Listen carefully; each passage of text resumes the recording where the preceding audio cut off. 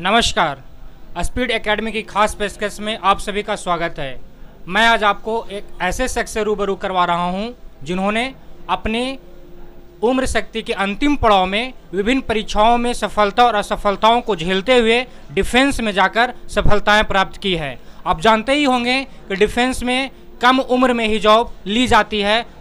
फिलहाल इन्होंने 25 साल की लंबी उम्र बिताने के बाद इन्होंने डिफेंस में सफलता पाई है। तो आइए आज उनसे कुछ सवाल और जवाबों के बीच उनसे आपको रूबरू करवाता हूं। सर, पहला सवाल है आपसे कि आप अपना बेसिक इंट्रो दीजिए। मैं सुमित कुमार, मेरा गांव वजीरगंज के पास बभंडी है, डिस्ट्रिक्ट गया। मैं 2006 में अपना 10th कंप्लीट कर गया इंटर के लिए आया था और 2008 में मैं इंटर कंप्लीट कर ली। हिस्ट्री ऑनर्स से मैं अपना ग्रेजुएशन किया। 2009 से 2012 मेरा सेशन था। उसी बीच में एक मामा थे जो मेरा गाइडलाइन किए रेलवे का तैयारी के लिए कि रेलवे करते हैं। तो उसी हिसाब से फिर मैं सन 2011 में ITI में मेरा सिलेक्शन हुआ, गया ITI। और इसी तरह मेरा सिलसिला जनरल कंपटीशन में स्टार्ट हुआ सन 2011 से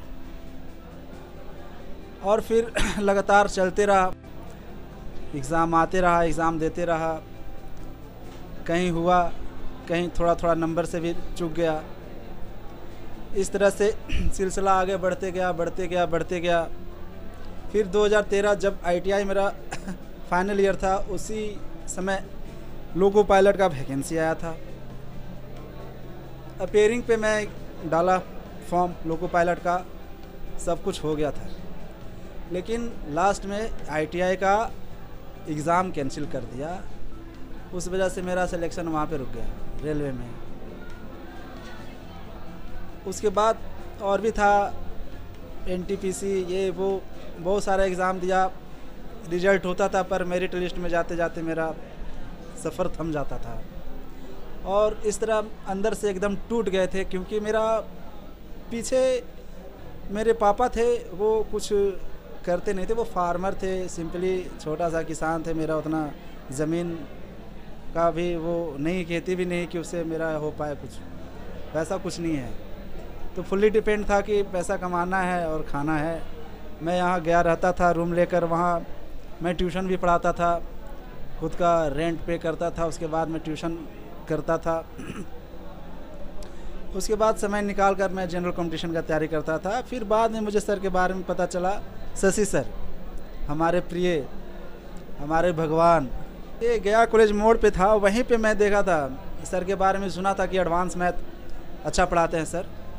तो सोचे चले थोड़ा देखते हैं, क्योंकि हम लोग का एडवांस मैथ पहले से अच्छा था नहीं, है ना। जनरल कंपटीशन में एडवांस का पहले क्रेज़ नहीं था। लेकिन सर के आने के बाद मेरा पर्सनली व्यू तो अलग ही है, लेकिन पूरा गया का माहौल ही चेंज हो गया। यहाँ मैं एक बात आप लोग को नोटिस कराना चाहूँगा कि गया जो पहले था, मेरे दृष्टिकोण से सन 2011 से पहले और 13 या 14 तक फुल्ली रेलवे था। मतलब इक्का दुक्का जो होगा ना, बैंक PO, बैंकिंग का या SSC का तैयारी करने वाला होगा यहाँ पे स्टूडेंट, जितना भी गया में होगा। तो मैक्सिमम मतलब 90% मेरा दावा है कि 90% गया में था रेलवे का तैयारी करने वाला बच्चा। लेकिन शशि सर के आने के बाद गया का माहौल ही अलग हो गया। तो शॉर्ट में इतना ही बताना चाहूँगा कि SSC का जो माहौल है यहाँ पे क्रिएट किया हुआ, वो शशि सर का है। बच्चों लोग को SSC CGL ये सब करने के लिए पहले कहाँ जाना पड़ता था? पटना, दिल्ली, जिसके पास जैसा कैपेसिटी हो, इलाहाबाद। गया में वैसा संसाधन नहीं था SSC का, ना ही क्रेज़ था। सबसे बड़ा बात क्या होता है ना कि नॉलेज नहीं हो पाता है बच्चा को, करना है क्या, मार्गदर्शन करने वाला कोई नहीं होता है। इस बात का मुझे भी थोड़ा सा अफसोस है कि थोड़ा पहले अगर शशि सर आ जाते तो मैं भी शायद CGL कर सकता था। लेकिन मुझे पता नहीं था ये सब चीज़ के बारे में। खैर छोड़िए, ये सब वो नहीं है। लेकिन फिर भी गया सिटी में प्रॉपर अगर लड़का लोग का आज रिजल्ट हो रहा है सीजीएल में, तो इसका पूरा योगदान शशि सर का है, क्योंकि उनसे पहले यहाँ पे कोई भी एसएससी का तैयारी कराने वाला टीचर मैं नहीं देखा था। आपने विस्तार से बताया सर। अब अभी आप डिफेंस में सीआईएसएफ के रूप में मुंबई में पोस्टिंग है, तो जो भी रहा पहले का दौर, जब आप पोस्टिंग हुआ तो कैसा लग रहा था? सीआईएसएफ के बारे में मैं पहले बताना चाहूँगा कि 2015 में आया था ये वैकेंसी जिसमें मैं ज्वाइन किया हूँ। वो मेरा शायद लाइफ का लास्ट ही वैकेंसी था। उम्र का अंतिम पड़ाव पे थे हम और हताश हो गए थे अंदर से, बहुत ही ज़्यादा हताश हो गए थे कि अब क्या होगा। लेकिन हमारे पूजनीय सर शशि सर बहुत ही हिम्मत देते थे मुझे, और उनका एक बात मैं हमेशा याद रखता हूँ कि सुमित, आपका नहीं होगा तो किसका होगा। बस यही बात हमको बहुत ज़्यादा मोटिवेट करता था, अंदर से कॉन्फिडेंट देता था कि सर को अगर हमारे ऊपर भरोसा है, अगर सर समझ रहे हैं कि हम में क्षमता है, तो हमको हताश नहीं होना है, बस हमको मेहनत करना है। उनका सर हमेशा बोलते थे कि यार लगे रहिए, रिजल्ट तो होना निश्चित है, आपका नहीं होगा तो किसका होगा। तो बस यही बात सर का हमारे अंदर एकदम लग गया कि सर का जब इतना भरोसा है मुझ पर तो होगा मेरा। और वही वैकेंसी 2015 में आया, जो जाके 2017 में क्लियर हुआ था वैकेंसी सीआईएसएफ का। उसी समय सीआरपीएफ का भी आया था, मिनिस्ट्रियल हेड कांस्टेबल मिनिस्ट्रियल, जिसमें आपका फिज़िकल होता है। फिज़िकल में रनिंग नहीं है, इसमें सिर्फ आपका मेज़रमेंट करता है हाइट, वेट और चेस्ट, और डॉक्यूमेंट वेरिफिकेशन होता है। 10th से 12th जो भी आपका क्वालिफ़िकेशन है वो आपका वेरिफिकेशन करता है, वो बस पीटी का टर्म है। उसके बाद होता है रिटन एग्जामिनेशन, 100 नंबर का एग्ज़ाम होता है। उसमें 25-25 मार्क्स का सारा चीज़ होता है। 25 नंबर का मैथ होता है, 25 नंबर का जीएस होता है, 25 का रीजनिंग होता है, और 25 का हिंदी या इंग्लिश, दोनों में से आप जो भी चूज करना चाहें। ऑप्शनल होता है हिंदी या इंग्लिश। तो पूरा 100 नंबर का मार्क्स होता है। 100 नंबर का एग्ज़ाम अगर आप वहाँ पे भी क्वालिफाई करते हैं, उसके बाद फिर आपका टाइपिंग टेस्ट होगा। टाइपिंग में आपका 35 वर्ड पर मिनट होना चाहिए इंग्लिश का स्पीड, और अगर आप हिंदी का टाइपिस्ट हैं तो 30 वर्ड पर मिनट होना चाहिए। ये टाइपिंग का है। और वहाँ पे अगर टाइपिंग भी क्वालिफाई कर लेते हैं तो फिर आपका मेडिकल होता है। मेडिकल भी क्वालिफाई हो जाइएगा, उसके बाद आपका मेरिट लिस्ट लग जाएगा। मेरिट में आने के बाद फिर आप ज्वाइन कर लोगे। इस तरह से इतना फेस पार करके मैं सीआईएसएफ को ज्वाइन किया, और मेरा ट्रेनिंग चेन्नई आराकोनम ट्रेनिंग सेंटर में चला। वहाँ के बाद कंप्लीट ट्रेनिंग कंप्लीट होने के बाद मेरा first posting BARC Bhabha atomic of research centre, जिसका सिर्फ हम मन में कल्पना करते थे कि भाभा एटॉमिक रिसर्च सेंटर पढ़ते थे। हाँ, वहाँ जाने का सौभाग्य प्राप्त हुआ, वहाँ ड्यूटी देने का सौभाग्य प्राप्त हुआ मुझे। वहाँ पे जाके मैं फ़र्स्ट पोस्टिंग ज्वाइन किया मुंबई में। यही था। अभी डिफेंस के सही बच्चों को देखते हैं, मॉर्निंग इवनिंग सिर्फ दौड़ते हैं, कभी क्लास भी करते हैं। अभी आप बता रहे थे कि जब हम टाइपिंग का एग्ज़ाम दे रहे थे तो 500 बच्चों से भरा रूम था, उसमें 4-5 का सिलेक्शन होना था। तो आप वो जो बच्चे सिर्फ दौड़ रहे हैं उनको लिए आप क्या बताना चाहेंगे कि वो पढ़ें भी, दौड़े भी या टाइपिंग भी करें, उनको क्या करना चाहिए? मैं यही बताना चाहूँगा मेरे प्यारे भाइयों एवं बहनों को कि अगर आप पहले तो आप अपना टारगेट फिक्स कीजिए कि आपको किस लाइन में जाना है। आपको सीजीएल करना है, रेलवे करना है, बैंकिंग करना है, या बीपीएससी करना है, या यूपीएससी करना है। वो आप एक टारगेट फिक्स कर लो, है ना। उसके बाद आप एक चीज़ को लेके चलो। ये नहीं कि एसएससी आया तो एसएससी भर दिए, रेलवे आया तो रेलवे भर दिए, बैंकिंग आया तो बैंकिंग में भी भर दिए। नहीं, ऐसा चलिए ठीक है, मानते हैं बेरोजगारी है, कुछ भी हो जाए अच्छा है, लेकिन फिर भी कोशिश यही रहना चाहिए कि कोई भी टारगेट होना चाहिए, एक टारगेट होना चाहिए, है ना। जैसे अर्जुन का लक्ष्य क्या था? सिर्फ मछली का आँख, अगर वो पूरा मछली देखते तो शायद वो आँख को नहीं भेद पाते, वो सिर्फ आँख को ही टारगेट करके आँख पे निशाना दे देते। इसलिए आप लोग का भी टारगेट सिर्फ एक ही होना चाहिए, चाहे एसएससी हो, रेलवे हो, बैंक, जो आपको अच्छा लगे। ये नहीं कि कोई भी जॉब बड़ा छोटा ये सब कुछ नहीं होता है, बस अंदर का सेटिस्फैक्शन होना चाहिए आपका, बाकी अंदर का मेहनत। और रही बात टाइपिंग का, तो मैं बताना चाहूँगा मेरा selection CRPF head constable ministerial में भी हुआ था उसी साल 2017 में ही सीआईएसएफ के साथ में। बट सर का सलाह था कि आप सीआईएसएफ ज्वाइन कर लीजिए सुमित, तो मैं चला गया सीआईएसएफ ज्वाइन करने के लिए। तो टाइपिंग के बारे में मैं यही बताना चाहूँगा कि जब मैं सीआरपीएफ का टाइपिंग देने गया था तो पर डे 500 बच्चा बुलाता था वहाँ पे, और उसका टाइपिंग का प्रोसेस क्या था कि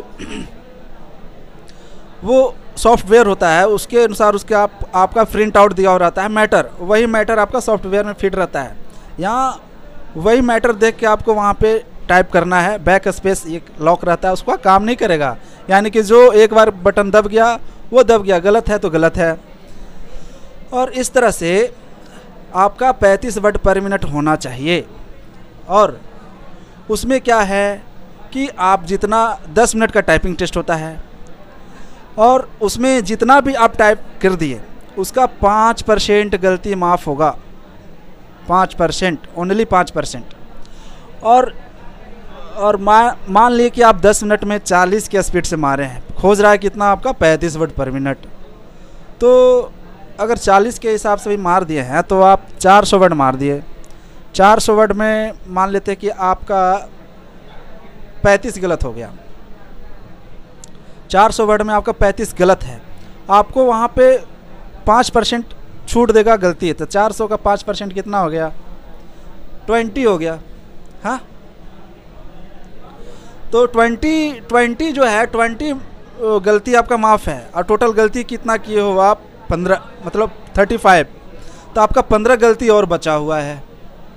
तो 15 गलती जो बचा होता है वो क्या होता है कि एक वर्ड पे, एक गलती पे 10 वर्ड काटता है। आपका लास्ट का जो 5% काटने के बाद का जो गलत बचा हुआ आता है, एक गलती पे आपका 10 वर्ड काटेगा सही।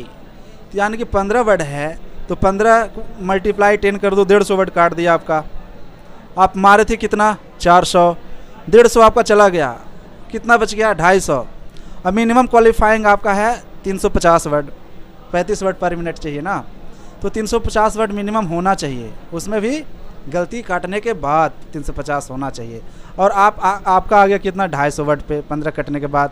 यानी कि 5% गलती होने के बाद, मतलब गलती हटने के बाद का भी जो गलती बचा हुआ है, रिमेन गलती, वो एक गलती पे आपका 10 सही वर्ड कटेगा। तो इस तरह से टाइपिंग इतना टफ हो जाता है कि टाइपिंग होना बहुत मुश्किल हो जाता है। इसलिए हम यही कहना चाहेंगे कि जो भी बच्चा है वो एक्यूरेसी पे ध्यान दे, स्पीड पे नहीं। वहाँ पे जाने के बाद लड़का लोग सोचता है कि इतना स्पीड चल रहा है, इतना स्पीड चल रहा है, स्पीड नहीं देखना है, स्पीड हो जाएगा 35 वर्ड पर मिनट, कोई बड़ा चीज़ नहीं होता है। मेन एक्यूरेसी होना चाहिए वहाँ पे आपका, बस। तो इस तरह से मैं अपना एक्सपीरियंस यही बताना चाहूँगा कि मेरा टेस्ट हुआ था मोकामा में। उस दिन ठंड का समय था, पर डे 500 बच्चा बुलाता था टाइपिंग टेस्ट के लिए, और पर बैच में 50 बच्चा को टेस्ट होता था, 10 बैच का था, एक दिन में 10 बैच, 50 बच्चा का एक बैच बनाता था। तो मेरा चौथा बैच में था, तो फर्स्ट बैच 50 का गया, उसमें एक भी बच्चा का सिलेक्शन नहीं हुआ। सेकेंड बैच गया, उसमें भी एक भी बच्चा का सिलेक्शन नहीं हुआ, 100 लड़का तो ऐसे ही चला गया। थर्ड बैच गया, उसमें एक बच्चा का सिलेक्शन हुआ था। तो यानी कि 150 बच्चा होने के बाद एक बच्चा का सिलेक्शन हुआ था। उस समय मेरा पर्सनल थिंकिंग यही आ रहा था कि या मतलब भगवान, मेरा तो ये लास्ट अटेम्प्ट है, किसी तरह से हो जाए। तैयारी था मेरा, अच्छा तैयारी किए थे। जब मेरा चौथा बैच में आया तो मैं गया, उसके अंदर का बहुत कहानियाँ ज़्यादा बताएंगे, बहुत टाइम लैप्स होगा, समय का अभाव है।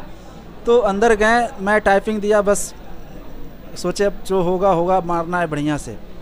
बस मैं मारा और लास्टली मेरा सिलेक्शन हुआ, मैं क्वालिफाई कर लिया। लास्ट तक 500 बच्चा में से मात्र 4 बच्चा का सिलेक्शन हुआ था, उसमें से मैं भी एक था। तो टाइपिंग के लिए देखिए, ऐसा नहीं है कि 500 बच्चा गया था उसका टाइपिंग ख़राब था, नहीं, ऐसा नहीं है। टाइपिंग तो सर्व करता है, लेकिन मेन क्या है ना, स्पीड से ज़्यादा आपका एक्यूरेसी पे फोकस होना चाहिए। स्पीड बहुत होता है लेकिन एक्यूरेसी नहीं होगा तो स्पीड का कोई मतलब नहीं है। बात अभी हम लोग कर रहे थे टाइपिंग का, अब मैथ्स की दुनिया में आते हैं। तो सर आपसे सवाल ये है, और बड़ी संक्षिप्त में भी बताना आपको, कि डिफेंस में मैथ्स का कितना योगदान है? जितना एसएससी के में होता है ना, उतना ही योगदान डिफेंस में भी है। तो मतलब यहाँ पे जब स्पीड मैथमेटिक्स को आप ज्वाइन कर रहे थे, तो उसके पहले मैथ्स का लेवल, बैच ख़त्म होने के बाद आपका मैथ्स का लेवल, सर से जो मोटिवेशन मिला, तो मैथ्स में कितना इन्हांस हुआ था यहाँ ज्वाइन करने से? और बच्चों को क्या, जो डिफेंस की तैयारी कर रहे हैं, उन बच्चों को भी स्पीड मैथमेटिक्स में एक बार आकर बैच पढ़ना चाहिए। बच्चों से यही कहना चाहते हैं कि जो बच्चा सिर्फ अपना फिजिकल पे ध्यान देते हैं, तो आज के डेट में सिर्फ फिजिकल करने से होता नहीं है। आज के डेट में जितना फिजिकल इम्पोर्टेंट है, उतना पढ़ाई भी इम्पोर्टेंट है। मतलब दोनों इक्विवेलेंट होना चाहिए, दोनों साथ में पैरेलल लेके चलना है। जितना पढ़ाई है उतना फिजिकल भी है। और पढ़ाई का सिलेबस जो आज के डेट में जो डिफेंस का है, वो आप क्वेश्चन उठा के देख लीजिएगा। मैं सबसे कहना चाहूँगा, जो पैटर्न एसएससी का है, सेम पैटर्न इसका भी है। तो कम में बिल्कुल नहीं आंकना है, तैयारी अपना एकदम लेवल का लेके चलना है। जो भी क्वेश्चन है, ऐसा नहीं कि बहुत ये होता है, लेकिन मैथ का पैटर्न जो इंटर लेवल एसएससी का जो होता है ना, CHSL, वही सेम पैटर्न है। बशर्ते वहाँ 200 का होता है, यहाँ 100 का होता है, बस अंतर यही है। अभी जैसा सर बता भी रहे थे कि एक लंबे पड़ाव के बाद आपका जॉब हुआ, तो जो आप छुट्टियों में घर जाते होंगे, 24 साल 23 साल हो रहा होगा, तो घर के गाँव लोगों का क्या आपके प्रति रिएक्शन होता था? गाँव लोगों का काम है कहना, कुछ तो लोग कहेंगे। बस अपना तो था, हम तो मुसाफिर थे, चलते चलना था, चलते चलना था। अब लोगों का काम ही कहना, कहते रहने दीजिए, उससे क्या फ़र्क पड़ता है ना। लेकिन बहुत सारे ऐसे भी लोग थे, बोलते थे कि गया में क्या करता है, पढ़ता लिखता नहीं है, बस ऐसे ही समय पास करता है। अब लेकिन आपका जो आप किस परिस्थिति से गुजर रहे हैं ना, ये आपके अलावा और कोई नहीं समझ सकता है। यहाँ तक कि आपका फैमिली भी नहीं समझ पाएगा कि आप किस परिस्थिति से जूझ रहे हैं, है ना। इसलिए आप अपने आप को सेल्फ मोटिवेट कीजिए, और दूसरा को बात इग्नोर करना है। अगर सक्सेस का यही मंत्र है कि कान को बहरा बना देना है, कौन क्या बोल रहा है नहीं बोल रहा है सुनिए, हटा दीजिए। आपका जो काम है वो करते चलिए। सीधा रेलवे ट्रैक देखें ना, चलते चलना है, चलते चलना है, चलते चलना है, छोड़ना नहीं है। आगे जाके स्टेशन तो आएगा, गाड़ी रुकेगी।